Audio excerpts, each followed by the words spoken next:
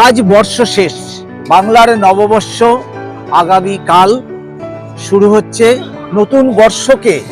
নতুন বর্ষকে যেভাবে বিভিন্ন আনন্দ অনুষ্ঠানের মাধ্যমে যেভাবে বরণ করা হয়, তার একটি বড় বিষয় হয় এই রায়গঞ্জ শহরে মঙ্গল শোভাযাত্রা, যার প্রধান উদ্যোক্তা আমাদের অঞ্জন রায় মহাশয়, যিনি এটা গত 4 বছর ধরে এই মঙ্গল শোভাযাত্রা করাচ্ছেন, যেখানে প্রচুর মানুষের সমাগম হয়। রায়গঞ্জের সংস্কৃতি জগতে প্রায় সকলেই সেখানে থাকে। একটা শোভাযাত্রা করে এই রেল স্টেশন প্রাঙ্গণে এখানে মিলিত হয়, এখানে অনুষ্ঠান করে এই বর্ষবরণ করা হয়। আমরা তারই কি প্রস্তুতি হচ্ছে, আজ শেষ লগ্নের প্রস্তুতি আমরা দেখতে চলে এসেছি এখানে।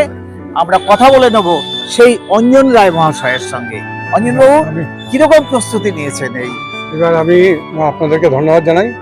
আমাদের মঙ্গল শোভাযাত্রা এইবার প্রায় টানা 4 বছর অতিক্রান্ত হয়ে গেল এবং প্রতিটি অনুষ্ঠানেই রায়গঞ্জের আপমর জানাচ্ছে এবং সাংবাদিক বন্ধুরা সবাই মিলে আমাদের ঐকান্তিক প্রচেষ্টার দ্বারা এটা সাফল্যমণ্ডিত হয়।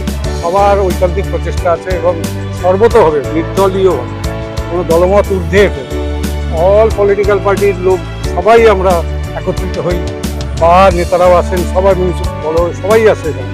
তো সেবাই এসে আমরা বাঙালির যে ঐতিহ্য পয়লা বৈশাখ, এটা নববর্ষ হিসাবে আমরা মানি এই কারণে যে ইংরাজি নববর্ষের চাপে নিউ ইয়ারের থেকে বাংলা নববর্ষটাকে ভুলতেই বসেছি। তো আমাদের এই কালচারটা, যে বাংলার যে আমাদের ব্যবহারিক কালচার বা বৈশিষ্ট্যগুলো, এগুলো যদি আমরা ধরে না রাখি, তাহলে আগামী প্রজন্ম এগুলোকে হারিয়েই ফেলবে, হয়তো জানবেই না যে এরকম কিছু আছে বাংলা। তো এইটাকে ধরে রাখাটাই আমাদের মূল উদ্দেশ্য। এবং এই শুভ দিনে আমরা মহিলা, পুরুষ, বাচ্চা, বুড়ো, বয়স্ক সবাই মিলে একসাথে নাচ গানের মাধ্যমে আজকের দিনটিকে আমরা উদযাপিত করি এবং আমরা পরম পুরুষের কাছে কামনা করি যাতে সবাই মঙ্গল হোক। সবার মঙ্গল সাধনাই হচ্ছে আমাদের উদ্দেশ্য এবং এই মঙ্গল সাধনার মাধ্যমেই যাতে সর্বদিক থেকে যত অশুভ অবস্থা আছে সেগুলো যেন দূর হয়ে যায়, অশুভ শক্তিগুলো দূর করাই শুভ শক্তির আগমন। এটাই হলো আমাদের কামনা। সেই জন্য আমাদের 1 মাস ধরে ক্যাম্প চলে এবং আমাদের ছেলেমেয়েরা প্রচুর কাজ করে। হাতে আপনারা দেখেছেন যে হাতে অনেক কিছু বানায়, মুখোশ থেকে নানা রকম পেঁচা, হাতি, অনেক কিছু বানায়। তো সেগুলো কালকে বড় বড় স্ট্রাকচারও থাকে, আর্ট মিউজিয়াম, সেগুলো নিয়ে রাস্তায় প্রসেশন হয়। গানের রায়গঞ্জের যত কালচারাল দল আছে সবাই যুক্ত হন এবং এমএলএ থেকে আরম্ভ করে সবাই আসে। তো আমরা চাচ্ছি যে রায়গঞ্জের একটা মিলিত অনুষ্ঠান হোক, এটা কোনো শ্রেণীর দ্বারা ভাগ হয় না বা কোনো একটা গ্রুপের না, এটা কারো সবাই কোনো পলিটিক্যাল ছাপ থাকে, এটা সবাই আত্মীয়ের মতন সবাই একসাথে।